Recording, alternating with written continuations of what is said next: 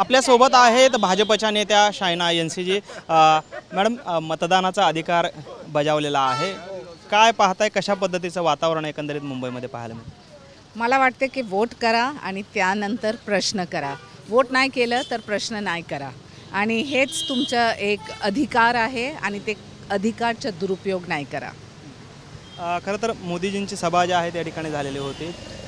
विरोधकांनी देखील जोरदार वातावरण तापवलेलं होतं। विशेषतः इमोशनल निवडणूक जी आहे ती करण्याचा प्रयत्न जो त्या ठिकाणी करण्यात आलेला पाहायला मिळालेला होता। मात्र आपण विकासावरती ठाम होतात, कसं पाहताय या सगळ्या राजकारणात? देखिए, मोदी जी का एक मैजिक है और मुंबई ने ये मैजिक देखा है। एक तरफ आप देखते हैं कि 2014, 2019, 2024 एक झलक था, पिक्चर अभी बाकी है। और जैसे कहते हैं कि हर इलेक्शन में एंटी इनकम्बेंसी होता है, ये फर्स्ट इलेक्शन है जहां प्रो इनकम्बेंसी है।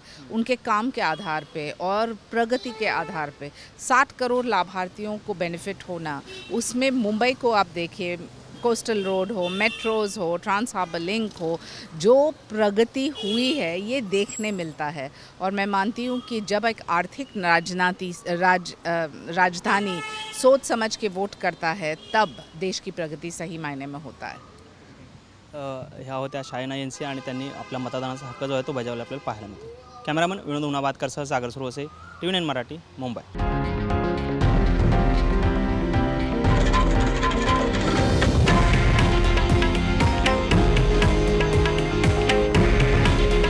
हे आहे देशातील नंबर 1 न्यूज नेटवर्क आणि आपण पाहत आहात TV9 मराठी।